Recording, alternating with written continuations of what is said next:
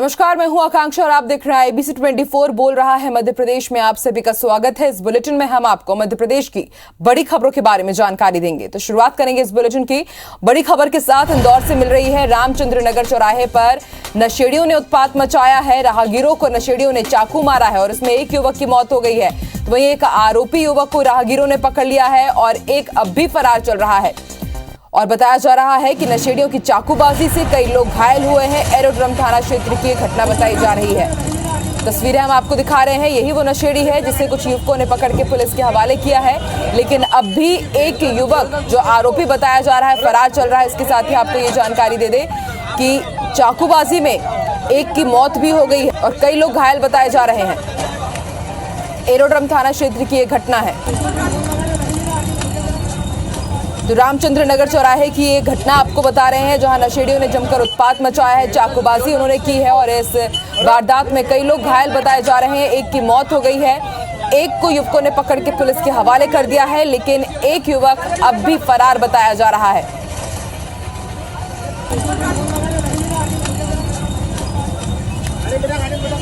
और ज्यादा जानकारी के लिए बात करेंगे हमारे सहयोगी रवि से। रवि, क्या है ये पूरा मामला? आज बिल्कुल देखिए, घटना जो है ये रामचंद्र नगर चौराहे की बताई जा रही है, जहां पर दो नशेड़ी थे।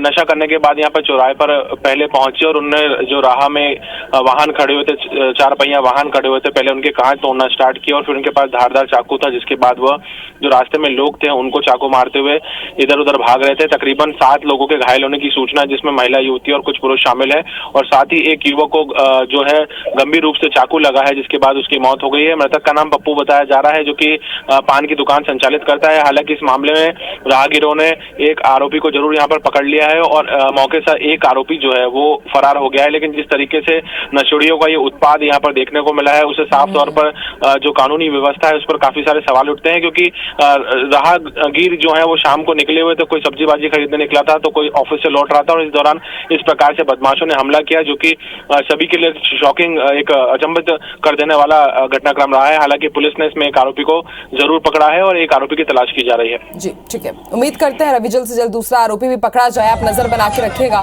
शुक्रिया पूरी जानकारी के लिए।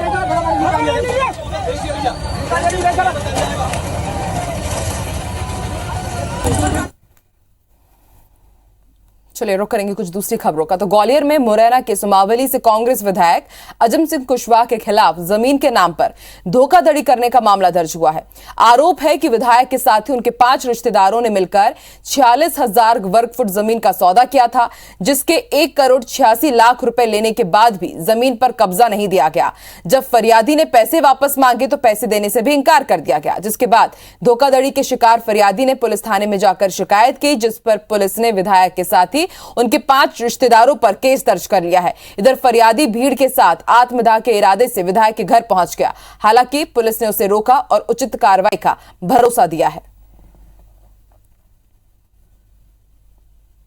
पीड़िता बहुत बुरी तरह उन्होंने हमारे पास बहुत बड़ी धोखाधड़ी की। प्लॉट बेचे, प्लॉटों में डबल डबल रजिस्ट्री निकली, सरकारी जमीन में निकली, पैसा मांगा तो मिलने तक को तैयार नहीं। आत्महत्या करने वाले थे, इनके घर पर पुलिस प्रशासन ने मेरे को करने नहीं दिया। ठीक है जी, हमारे सीताराम शर्मा जी सहयोगी हैं। इनका 1 करोड़ 86 लाख का हिसाब है। क्योंकि ये आत्महत्या करने आ रहे थे तो हम लोग इनके सहयोगी के तौर पर इनके साथ आएंगे। सीएसपी साहब ने 2 दिन का समय दिया है कि टीम गठित करके हम जल्द से जल्द न्याय दिलाने की कोशिश करेंगे। मैं अजब सिंह कुशवाहा, सरवेंद्र कुशवाहा, प्रमोद कुशवाहा, रंजीत कुशवाहा और एक अनिल तोमर, इनके खिलाफ अपराध पंजीबद्ध हुआ। अभी विवेचना के उपरांत ही गिरफ्तारी की जाएगी। मध्य प्रदेश में एमबीबीएस छात्रों को अब आरएसएस के विचार पढ़ाए जाएंगे। दरअसल मेडिकल छात्रों के फाउंडेशन कोर्स में इस सत्र से देश के विचारकों के सिद्धांत को वैल्यू बेस्ड मेडिकल एजुकेशन में शामिल किया जाएगा।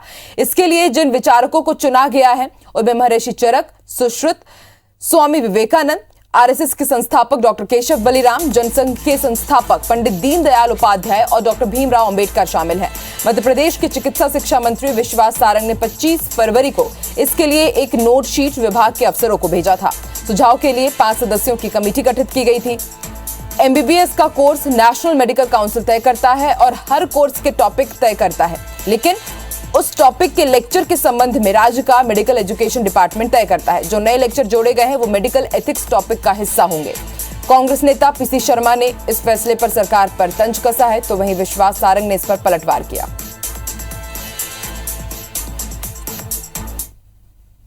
ऐसे महापुरुषों को हम पढ़ाएंगे और ये सुनिश्चित करेंगे कि हमारे आगे आने वाला डॉक्टर पूरी तरह मूल्य आधारित व्यक्तित्व और कृतित्व का धनी हो। और इसलिए हमने ये निर्णय लिया है कि हम इस साल से हमारे फर्स्ट ईयर के फाउंडेशन कोर्स में ऐसे महापुरुषों की जीवन शैली, उनके विचार को सम्मिलित करेंगे। तो वही कहावत हो गई कि MBBS पढ़ जग मुआ, डॉक्टर बने न कोई। 5 अक्षर हेडगेवार और दीनदयाल के पढ़े तो डॉक्टर हुए। कि मध्य प्रदेश में एक बार फिर झोला छाप डॉक्टर अब MBBS के थ्रू पैदा करने की ये मुहिम है। उनका जो सिलेबस है वो तो उनको करना ही है, लेकिन देश के बारे में, समाज के बारे में डॉक्टर्स को भी जरूरत है तो बाकी को भी जरूरत है। इसलिए मेरा ऐसा मानना है कि देश के अंदर ऐसे महान क्रांतिकारी जिनके कारण से आज हम इस देश में आज़ादी के 75 वर्ष अमृत महोत्सव मना रहे हैं, उन लोगों के बारे में जानना ये आवश्यक है और मैं तो कहता हूँ ये कंपलसरी होना चाहिए। मध्य प्रदेश के उद्योग मंत्री ओम प्रकाश तुकलेचा ने बड़ा बयान देते हुए कहा है कि सरकार अभी भी 80% ब्यूरोक्रेसी से चलती है। आप डिनाई करें, शिकायत करें, जो मर्जी है वो करे, पर इससे कुछ हासिल नहीं होगा। नौकरशाहों से जनता तो ठीक, नेता भी परेशान है। दरअसल राजधानी भोपाल में RSS की ओर से लघु उद्योग भारती का वार्षिक प्रादेशिक सम्मेलन आयोजित किया गया था। 2 दिनों तक चलने वाले इस सम्मेलन के अंतिम दिन सूक्ष्म, लघु और मध्यम उद्योग मंत्री ओम प्रकाश तुकलेचा भी पहुंचे। लघु उद्योग भारती संगठन के करीब 150 सदस्य और उद्योगपति भी यहां मौजूद थे। इस दौरान मंच पर अपने भाषण के दौरान मंत्री तुकलेचा ने जिस तरह से ब्यूरोक्रेसी को कटघरे में खड़ा किया, उसे सुनकर वहां मौजूद कार्यकर्ता और बिजनेसमैन भी सन्ने रह गए। अपने संबोधन में उद्योग मंत्री ने यह भी कहा कि हमें ही कुछ बीच का रास्ता निकालना होगा।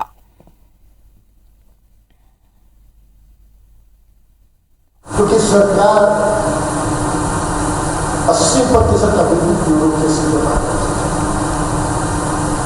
आप उसको डिनाई करिए और मन में कुछ भी सोचिए, आरोप जितना मर्जी कर रहे हैं, उससे कुछ भी नहीं निकलना है। तो हमें उसके बीच में से रास्ता उनके साथ तो मिलकर अपने नई सोच से निकालना पड़ेगा। अलग विंध्य प्रदेश की मांग को लेकर अभियान चला रहे बीजेपी विधायक नारायण त्रिपाठी आज इंदौर पहुंचे, जहां उन्होंने विंध्य प्रदेश पुनर्निर्माण मंच के कार्यक्रम में शिरकत की। नारायण त्रिपाठी ने साफ किया है कि विंध्य प्रदेश की मांग को लेकर जल्द ही बड़े आंदोलन शुरू किए जाएंगे। उन्होंने ये भी कहा कि अलग विंध्य प्रदेश की मांग पूरी नहीं होती है तो यहां के लोग साल 2023 में जवाबदारों को सबक सिखाने के लिए तैयार रहेंगे। नारायण त्रिपाठी ने बिजली कटौती समेत कई मुद्दों पर अपनी ही सरकार की घेराबंदी भी की। नारायण त्रिपाठी ने मुख्यमंत्री शिवराज सिंह चौहान को सवर्ण आयोग गठन के वादे भी याद दिलाए। उन्होंने कहा कि जितनी भी घोषणा है सीएम ने की है वो उन्हें याद दिलाते रहेंगे। नेता का आंदोलन नहीं है, न कोई दल का आंदोलन है, ये तो जन आंदोलन है। हर हाल में ये जन आंदोलन बड़ी ताकत के साथ आगे बढ़ेगा और बिंद का पुनर्निर्माण कराएगा। बोलता हूँ कि बिंद प्रदेश हमारा था, बिंद प्रदेश बनाना पड़ेगा। बिंद प्रदेश नहीं बनेगा तो बिंद के लोग अब बिंद के नाम पर ही राजनीति करेंगे। अब कोई दल के नाम पर राजनीति नहीं करेंगे, न कोई दल रहेगा, न कोई जाति रहेगी। एक दिवसीय दौरे पर भिंड पहुंचे मध्य प्रदेश की ऊर्जा मंत्री प्रद्युम्न सिंह तोमर हमेशा की तरह एक बार फिर से एक्शन मोड में नजर आए। बिजली समस्या को लेकर उन्होंने बिजली अधिकारियों की बैठक ली। इस दौरान मंत्री गोहद के खनेता गांव भी पहुंचे, जहां बिजली ट्रांसफार्मर के पास लगी झाड़ियों को वो खुद ही कुल्हाड़ी से काटते हुए नजर आए। इसके बाद विद्युत ट्रांसफार्मर की खराब हालत को लेकर जेई अतुलकर की गांधीगिरी अंदाज में क्लास ली। उन्होंने कहा कि अगर आपकी सीआर खाल, उन्होंने उनको भी नसीहत दी।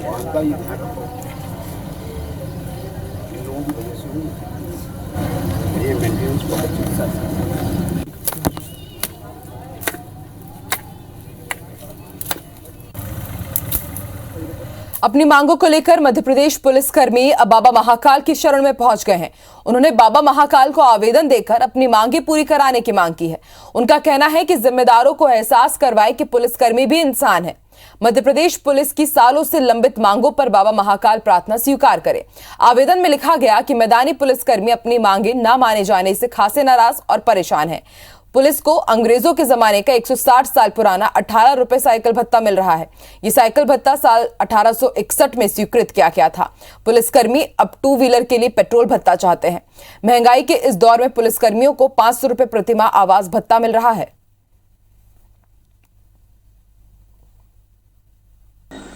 महाकाल को लिखी है उनने, उनको बधाई देना चाहता हूं कि सरकार उनकी नहीं सुन रही है, लेकिन ये लोग जिस मिट्टी के बने ये महाकाल की भी नहीं सुनेंगे। गृह मंत्री बाबा से हम भी अनुरोध करेंगे कि इनकी मांग बाबा जल्दी पूरी करें। बाबा सबकी सुनते हैं, हमारी भी सुनेंगे, उनकी भी सुनेंगे। एमपी बोर्ड की 10वीं और 12वीं की विशेष परीक्षा कल यानी कि 6 सितंबर से शुरू हो रही है। 10वीं की परीक्षा 15 सितंबर तक और 12वीं की 21 सितंबर तक चलेगी। ये परीक्षा इस साल के फॉर्मूला परिणाम से नाखुश छात्रों के लिए आयोजित की जा रही है। 10वीं की परीक्षा में 9000 छात्र शामिल हो रहे हैं, जिसमें मुरैना, भिंड, सतना और ग्वालियर से 4500 छात्र परीक्षा में बैठ रहे हैं, जबकि भोपाल और इंदौर के 700 छात्र। वहीं 12वीं में 5000 छात्र शामिल होंगे। दोनों का समय सुबह 9 से 12 बजे तक रहेगा। परीक्षा में शामिल होने वाले छात्र एमपी ऑनलाइन पोर्टल पर अपना प्रवेश पत्र ले सकेंगे।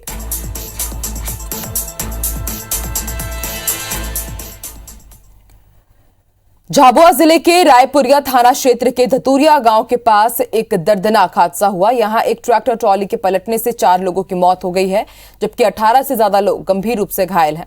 ट्रैक्टर सवार ये सभी लोग माही नदी पर अस्थि विसर्जन के लिए जा रहे थे। इस दौरान एक गांव के पास अचानक इनका ट्रैक्टर असंतुलित हो गया और पलट गया, जिसमें 4 लोगों की जान चली गई है। घायलों को पेटलावद के अस्पताल में भर्ती कराया गया है। इस हादसे पर सीएम शिवराज सिंह चौहान ने भी ट्वीट करते हुए दुख जताया है। ट्रॉली जो है माही डैम जा रहे थे अपने किसी भी अस्थि विसर्जन करने के लिए, तो आगे वाले टायर में उसमें पंचर होने के कारण ट्रॉली पलटी खा गई, जिसके अंदर अभी तक हम लोग की सूचना है कि 3 लोगों की मृत्यु हो चुकी है। 15 लोग इसमें घायल है, जिसमें से 4 लोग गंभीर रूप से घायल है। इन लोगों को घायलों भोपाल में पंचशील नगर में हिस्ट्री शीटर बदमाश हसीन कुरैशी उर्फ पप्पू चटका ने अपने साथियों के साथ मिलकर एक युवक की चाकू से गोदकर हत्या कर दी। टीटी नगर थाना पुलिस ने पप्पू के साथ ही उसके 4 साथियों के खिलाफ नामजद हत्या का मामला दर्ज कर लिया है। आरोपियों की संख्या बढ़ भी सकती है। बताया जा रहा है कि आरोपी पप्पू चटका अपने 5 साथियों के साथ युवक के घर के नीचे गांजा पी रहा था और शोर मचा रहा था। इस पर युवक शाहिद खान ने गांजा पीने और शोर मचाने से मना किया, तो आरोपी ने उसके साथ मारपीट की और बाद में चाकू से गोदकर उसकी हत्या कर दी। परिजन शाहिद को लेकर अस्पताल पहुंचे, जहां डॉक्टरों ने उसे मृत घोषित कर दिया। मृतक गैस चूल्हा रिपेयरिंग का काम करता था।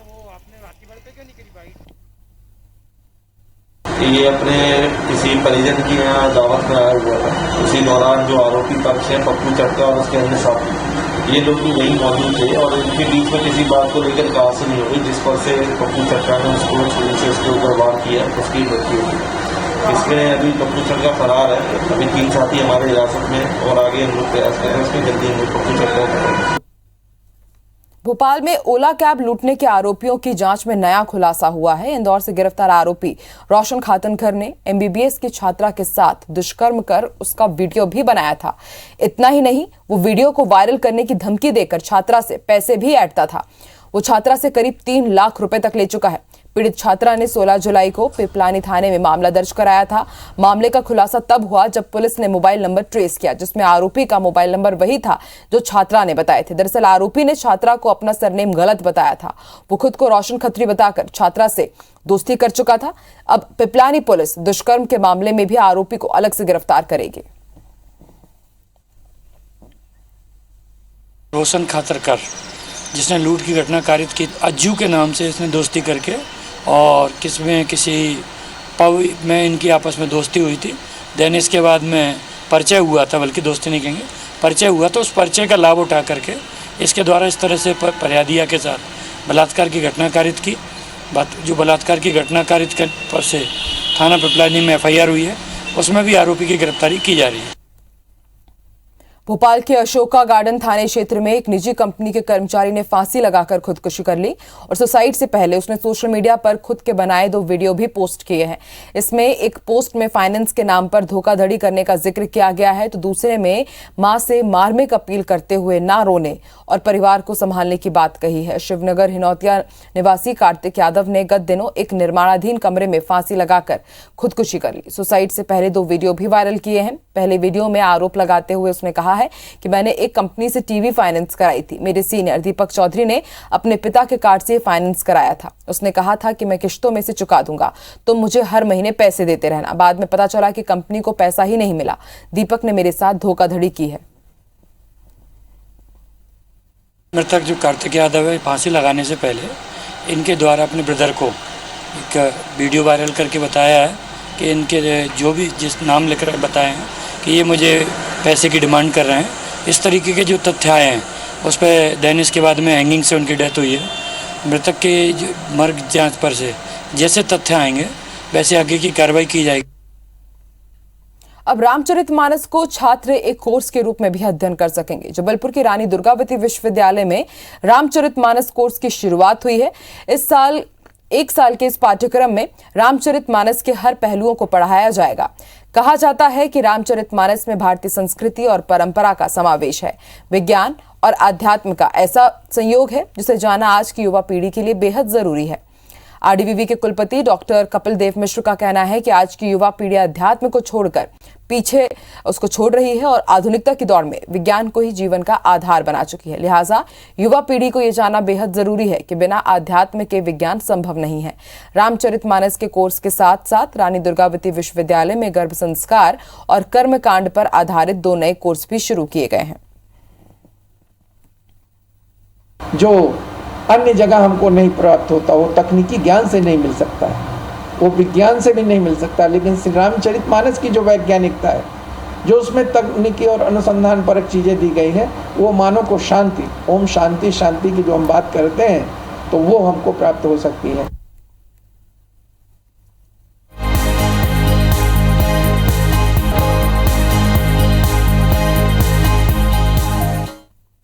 और अब बात करेंगे शिक्षक दिवस की। तो आज शिक्षक दिवस के दिन मध्य प्रदेश के मंडला के निवासी टीचर शक्ति पटेल को राष्ट्रीय पुरस्कार से सम्मानित किया गया है। ये पुरस्कार शिक्षक शक्ति को वर्चुअली हुए कार्यक्रम में राष्ट्रपति रामनाथ कोविंद ने दिया। बता दें कि शक्ति पटेल को ये पुरस्कार कोरोना काल में शिक्षा के क्षेत्र में किए गए उत्कृष्ट कार्यों के लिए दिया गया है। शक्ति ने कोरोना काल में बच्चों की पढ़ाई पर असर ना हो, इसके लिए करीब 125 एजुकेशनल वीडियो यूट्यूब पर अपलोड किए। साथ ही ऐसे बच्चे जिनके पास स्मार्टफोन नहीं थे, उनके लिए अपने खर्च पर विषयों से संबंधित नोट्स भी प्रिंट कराकर उपलब्ध कराए। इसके अलावा कोरोना काल में जागरूकता अभियान के तहत खुद के लिखे गीतों और लघु नाटकों के जरिए लोगों को वायरस के प्रति भी जागरूक करने का इन्होंने काम किया। इस समय शक्ति मंडला जिले के बिछिया विकास खंड के शासकीय हाई स्कूल मांद के माध्यमिक शिक्षक के पद पर पदस्थ है।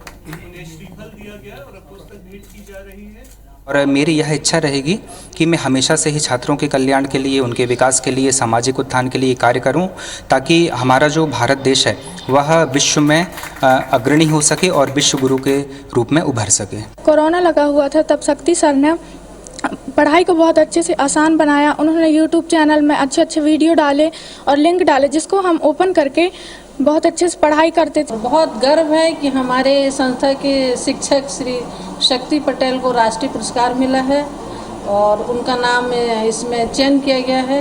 ये हमारे लिए और हमारे जिले के लिए बहुत गौरव की बात है। मुझे बहुत अपार खुशी है इस बात की कि मेरा बालक जो है ग्राम का, जिले का और अपने प्रांत का नाम रोशन कर रहा है। बच्चों के ओवरऑल हॉलिस्टिक डेवलपमेंट को लेकर जो काम करना चाहिए उसमें भी इन्होंने अच्छे काम किए हैं। तो मुझे आशा और अपेक्षा है कि ये एक अनुकरणीय स्टेप रहेगा जिले के लिए और आगे भी जो हमारे बाकी शिक्षकगण भी है आने वाले सालों में वो भी इसी स्तर पे अपने पुरस्कार को प्राप्त करें। बहुत उपलब्धि है और बहुत अच्छी बात है। कम से कम ट्राइबल जिले से इस तरह से होनहार शिक्षक हमारे मंडला जिले में है, हमें उस पर गर्व है।